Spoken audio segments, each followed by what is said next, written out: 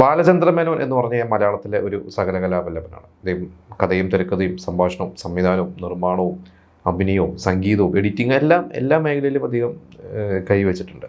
അപ്പോൾ ഒരു 77-78 കാലഘട്ടത്തിലാണ് അദ്ദേഹം സിനിമ ചെയ്ത് ആരംഭിക്കുന്നത്. അവിടെ മുതൽ അങ്ങോട്ട് ഏകദേശം 90 വരെ, ഒരു 93 വരെയൊക്കെ അദ്ദേഹം ചെയ്ത സിനിമകളിൽ ഒരു 90% വിജയം തന്നെയായിരുന്നു. കുറച്ച് സിനിമ മാത്രമേ പരാജയപ്പെട്ടിട്ടുള്ളൂ. അത് കഴിഞ്ഞിട്ടാണ് പിന്നീട് അദ്ദേഹത്തിൻ്റെ ഒരു പരാജയം തുടങ്ങുന്നത്, അല്ലെങ്കിൽ സിനിമകൾ പരാജയപ്പെട്ടു തുടങ്ങുന്നത്. അപ്പോൾ 1994 റിലീസായ ഒരു സിനിമയുണ്ട്. ആ ഒരു ഏപ്രിൽ മാസം റിലീസായതാണ് സുഖം സുഖകരം. അപ്പോൾ നമ്മൾ 94 വിഷു സീസണെ കുറിച്ച് നമ്മളൊരു സെഗ്മെൻറ്റ് ചെയ്തപ്പോൾ ഈ ഒരു സിനിമയെക്കുറിച്ച് അധികം പരാമർശിക്കാൻ പറ്റിയില്ല. അപ്പോൾ ഒരുപാട് പ്രത്യേകതകളുള്ളൊരു സിനിമയാണ്. അപ്പോൾ എന്നിട്ടും ആ ഒരു സിനിമയെക്കുറിച്ചാണ് ഇന്ന് ഞാൻ നിങ്ങളോട് ഡിസ്കസ് ചെയ്യാൻ പോകുന്നത്. 93 അമ്മയാണ് സത്യം എന്ന് പറയുന്ന ഒരു സിനിമയ്ക്ക് ശേഷം ബാലചന്ദ്ര മേനോൻ ചെയ്ത സിനിമയാണ് സുഖം സുഖകരം. അപ്പോൾ ഈ ഒരു സിനിമയിൽ ഒരു ചെറുപ്പക്കാരുടെ ഒരു കഥയാണ്. ഒരു 5 ചെറുപ്പക്കാർ, ഒരു റോയൽ 5 എന്നൊക്കെ പറഞ്ഞൊരു ഗ്യാങ് ഒക്കെ ഉള്ളത്. അപ്പോൾ കുറേ പുതിയ ആളുകളെയാണ് ആ ഒരു സിനിമയിലോട്ട് കൊണ്ടുവന്നത്. അത് കൂടുതൽ പുതിയ ആളുകൾ. അതിലൊരു പ്രധാനപ്പെട്ട നടൻ റിയാസ് ഖാൻ ആയിരുന്നു. അപ്പോൾ റിയാസ് ഖാൻ ഒരു സിനിമാ കുടുംബത്തിൽ തന്നെയാണ് ജനിച്ചത്. റിയാസ് ഖാൻ്റെ അച്ഛൻ ഒരു സിനിമാ നിർമ്മാതാവായിരുന്നു.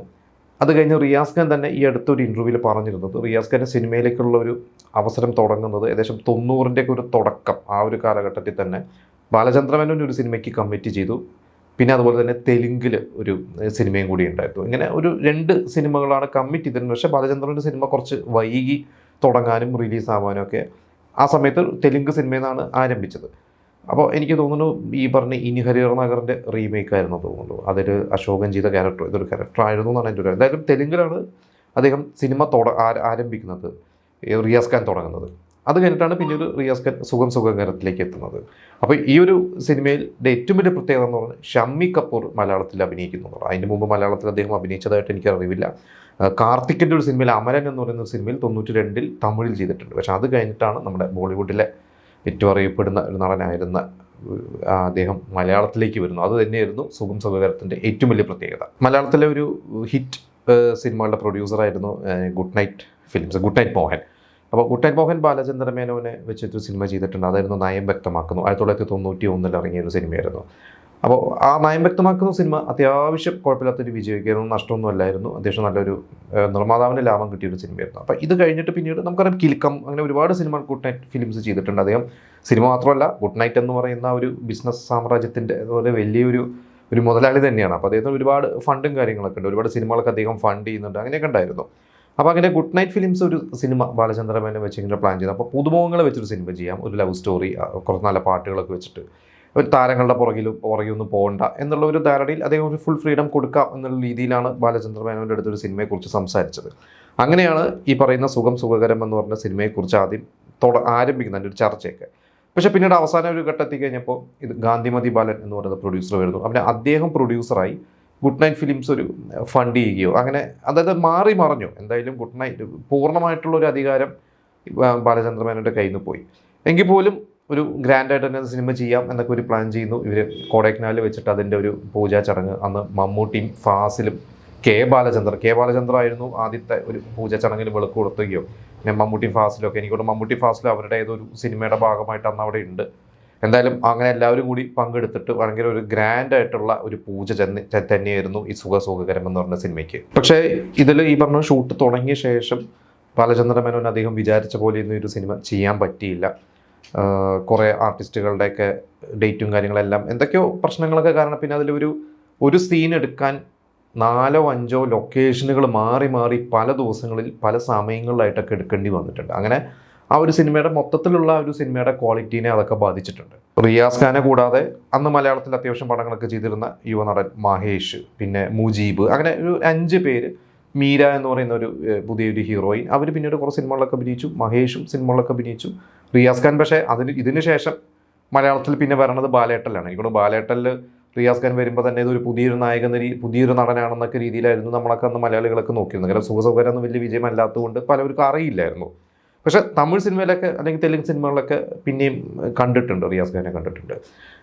എന്തായാലും പിന്നെ ഷമ്മി കപൂർ ആ ഒരു സിനിമയിൽ വരിക എന്ന് പറഞ്ഞാൽ അതൊരു വലിയൊരു ഹൈപ്പ് തന്നെയായിരുന്നു. പക്ഷെ ആ ഒരു ഹൈപ്പിനനുസരിച്ചിട്ട് ഒരു സിനിമ ഒരിക്കലും എത്തിയില്ല എന്നുള്ളതാണ്. കാരണം പിന്നെ ഷമ്മി കപൂറിനെ ഇവർ ആദ്യം ഡയലോഗ് അദ്ദേഹത്തിന് മലയാളം അറിയാത്തതുകൊണ്ട് അദ്ദേഹം ആദ്യം ഇത് ചെയ്യുന്നില്ല എന്നൊക്കെ പറഞ്ഞു. പിന്നെ ബാലചന്ദ്ര മേനോൻ്റെ ഒരു കോൺഫിഡൻസ് ആയിരുന്നു അദ്ദേഹത്തെ കൊണ്ടുവന്നിട്ട് അങ്ങനെ ആ ഒരു രീതി അദ്ദേഹത്തിൻ്റെ ഡയലോഗൊക്കെ പറഞ്ഞൊക്കെ കൊടുത്ത്. പിന്നെ ഒരു ടെക്നിക്ക് ബാലചന്ദ്രൻ ഉപയോഗിച്ചത് ഇതിലെ ഒരു ചില സീൻസിലൊക്കെ ഷമ്മി കപൂർ എക്സ്പ്ലെയിൻ, അതായത് ഈ കൊച്ചുമക്കൾക്ക് അല്ലെങ്കിൽ മക്കൾക്കും കൊച്ചുമക്കൾക്കൊക്കെ കൊച്ചുമക്കളോടൊക്കെ ഭക്ഷണം കഴിച്ചുകൊണ്ടിരിക്കുന്ന ഡൈനിങ് ടേബിളിൻ്റെ ചുറ്റുമുള്ളൊരു സീനൊക്കെ ഉണ്ട്. ആ സീനിൽ കുറേ ഡയലോഗുകളൊക്കെ ഉണ്ട്. അപ്പോൾ ഇദ്ദേഹത്തിന് കുറേ ഡയലോഗുകൾ ആ സിനിമയിൽ പറയാനുണ്ട്. അപ്പോൾ അന്ന് ബാലചന്ദ്രൻ മേനോൻ ടെക്നിക്ക് ഉപയോഗിച്ചത് ഈ പറയുന്ന ഷമ്മി കപൂർ ചെയ്യുന്ന ആ ഒരു കഥാപാത്രത്തിന് ഒരു പ്രൈവറ്റ് സെക്രട്ടറി സുചിത്ര എന്ന് പറഞ്ഞ ആക്ട്രസ്, അവരുടെ ഒരു കഥാപാത്രത്തെ കൊണ്ടുവന്നിട്ട് ഇവർ എക്സ്പ്ലെയിൻ ചെയ്യും. അല്ലെങ്കിൽ ഷമ്മി കപൂറിന് പറയാനുള്ളത് ഇവർ പറയുന്നു, പ്രൈവറ്റ് സെക്രട്ടറി പറയുന്നു. എല്ലാം കേട്ട് ഷമ്മി കപൂർ ഒന്ന് മൂളുകയോ അല്ലെങ്കിൽ എന്തെങ്കിലും 1-2 വാക്ക് പറയുകയോ അങ്ങനെയൊക്കെ ചെയ്ത് ഒപ്പിച്ചിട്ടുണ്ടായിരുന്നു എന്നുള്ളതാണ് ബാലചന്ദ്രൻ മേനോൻ പറഞ്ഞത്. ആ സിനിമ ഇനി നിങ്ങൾക്ക് എല്ലാവർക്കും കാണുമ്പോൾ അദ്ദേഹം ബാലചന്ദ്രൻ ഉപയോഗിച്ചിട്ടുള്ള ആ ഒരു തന്ത്രം മനസ്സിലാവും. ഇതിൻ്റെ മ്യൂസിക് ഡയറക്ടർ രവീന്ദ്ര ജെയിനായിരുന്നു. രമേശൻ നായരും ജയകുമാറും കൂടി ഒരുമിച്ച് ഇതിൽ പാട്ടുകൾ എഴുതിയിട്ടുണ്ട്. തിക്കുറിശി ഈ സിനിമയ്ക്ക് പാട്ട് എഴുതിയിട്ടുണ്ട്. തിക്കുറിശി അവസാനമായിട്ട് പാട്ട് എഴുതിയ ഒരു സിനിമയും കൂടിയായിരുന്നു സുഖം സുഖകരം. പിന്നെ ഇത് ഒരുപാട് 2 ഭാഷയിൽ, മലയാളത്തിലും തമിഴിലും കൂടിയായിരുന്നു ഇവരിതൊക്കെ പ്ലാൻ ചെയ്തിരുന്നത്. പക്ഷേ തമിഴിൽ ആ സിനിമ ഇറക്കാൻ പറ്റില്ലെങ്കിൽ തമിഴിൽ ആ സിനിമ പൂർത്തിയായില്ല. എനിക്കൊണ്ട് ഇവർ ബൈലിംഗുലായിട്ട് വേറെ, അതായത് തമിഴിലും വേറെ കുറച്ച് ആർട്ടിസ്റ്റുകൾ വെച്ചിട്ട് ചില സീൻസ് ഷൂട്ട് ചെയ്യുക അങ്ങനെയൊക്കെയായിരുന്നു പ്ലാൻ ചെയ്തത്. പക്ഷേ അത് മലയാളത്തിൽ മാത്രമേ ചെയ്തിട്ട് അവർ ഇറക്കാൻ പറ്റുള്ളൂ, തമിഴിൽ അവർക്ക് ഇറക്കാൻ പറ്റിയില്ല. ഈ ഒരു സിനിമയിൽ ബാലചന്ദ്രൻ മേനോൻ അഭിനയിച്ചിട്ടുണ്ട്, ഉർവശി അഭിനയിച്ചിട്ടുണ്ട്. ബാലചന്ദ്രൻ മേനോൻ ഒരു പൈലറ്റായിട്ടാണ് ഇതിൽ അഭിനയിച്ചിരിക്കുന്നത്. അപ്പോൾ അദ്ദേഹത്തിൻ്റെ മിക്ക സിനിമകളിലും അദ്ദേഹം അഭിനയിക്കുന്നത്, വളരെ അപൂർവം സിനിമകളിൽ മാത്രമേ, എനിക്ക് തോന്നുന്നു കലിക, അതുപോലെ തന്നെ ന്യായം വ്യക്തമാക്കുന്നു, ഇങ്ങനെ ചില സിനിമകൾ മാത്രമാണ് അദ്ദേഹം അഭിനയിക്കാതിരുന്നത്. അപ്പോൾ ന്യായം വ്യക്തമാക്കുന്നതിലൊക്കെ മമ്മൂട്ടി പറഞ്ഞു എന്നാണ് പറഞ്ഞത്, നിങ്ങളിതിൽ അഭിനയിക്കരുത്, നിങ്ങൾ ഫുൾ ശ്രദ്ധ സംവിധാനത്തിൽ കൊടുക്കണം. അതുകൊണ്ട് അദ്ദേഹം അഭിനയിച്ചിട്ടില്ല. പിന്നെ ഇതിൽ നാഗേഷ്, മഞ്ജുള, തമിഴിലെ 2 പ്രമുഖ താരങ്ങൾ. നാഗേഷൊക്കെ നമുക്കറിയാം വളരെ സീനിയർ ആർട്ടിസ്റ്റാണ്. അദ്ദേഹം ഈ സിനിമയിൽ അഭിനയിച്ചിട്ടുണ്ട്. അദ്ദേഹം ആ സമയത്ത് എനിക്ക് ഓഫാബി എന്ന് പറഞ്ഞ സിനിമയിലും കൂടി ഇതുപോലെ അഭിനയിച്ചിട്ടുണ്ട്. മലയാളത്തിൽ ഭയങ്കര ഒരു കഴിവുള്ള ഒരു ആർട്ടിസ്റ്റ് തന്നെയായിരുന്നു. എന്തായാലും ബാലചന്ദ്ര മേനോൻ്റെ പരാജയപ്പെട്ട, അദ്ദേഹത്തിൻ്റെ ഓടാത്ത സിനിമകളിൽ ഒരു ചുരുങ്ങിയ സിനിമകളേ ഉള്ളൂ ഓടാത്തത്. അദ്ദേഹം ചെയ്ത സിനിമകൾ ഒരു 10-ൽ താഴെ സിനിമകളേ ഉണ്ടാവുള്ളൂ ഓടാത്തത്. അതിലൊരു സിനിമ തന്നെയായിരുന്നു സുഖകരം. പക്ഷേ ഈ പറഞ്ഞ പോലെ ഇത്രയും ആർട്ടിസ്റ്റുകളൊക്കെ കൊണ്ടുവന്നു, എന്നിട്ടത് എന്തൊക്കെയോ ഈ പറഞ്ഞ പോലെ പല പല പ്രശ്നങ്ങൾ സംഭവിച്ചുകൊണ്ടായിരിക്കാം. എന്തായാലും 94 വിഷുവിനന്ന് ഒരുപാട് സിനിമകൾ അന്ന് ആ ഒരു മാസം റിലീസായിരുന്നു. March end, April, May. ഈ പറയുന്ന കമ്മീഷണറും കാശ്മീരും തേന്മാവിൽ കൊമ്പത്തും ഇങ്ങനെ കുറേ സിനിമകൾ അതിൻ്റെ കൂടെ ഇറങ്ങി ഒട്ടും ശ്രദ്ധിക്കപ്പെടാതെ പോയ ഒരു സിനിമയാണ്. ആ ഒരു സിനിമ അന്ന് തിയേറ്ററിൽ പോയി കണ്ട ആരെങ്കിലും ഉണ്ടെങ്കിൽ നിങ്ങളുടെ അഭിപ്രായങ്ങൾ പറയുക. ഞാനും ആ സിനിമ പിന്നീട് എനിക്ക് തോന്നുന്നു യൂട്യൂബിലാണ് കണ്ടിട്ടുള്ളത്. കുറേ മുമ്പാണ് കണ്ടിട്ടുള്ളത്, അല്ല ടി വിയിൽ പണ്ടപ്പോഴും വന്ന് കണ്ടിട്ടുണ്ട്. പിന്നെ യൂട്യൂബിൽ അതിൻ്റെ കുറച്ച് സീൻസുകളൊക്കെ കണ്ടിട്ടുണ്ട്. അപ്പോൾ നിങ്ങൾ ആരെങ്കിലും ആ ഒരു സിനിമ കണ്ടിട്ടുണ്ടെങ്കിൽ അതിനെക്കുറിച്ചുള്ള നിങ്ങളുടെ അഭിപ്രായങ്ങൾ നമുക്ക് കമൻറ്റ് ചെയ്യാം.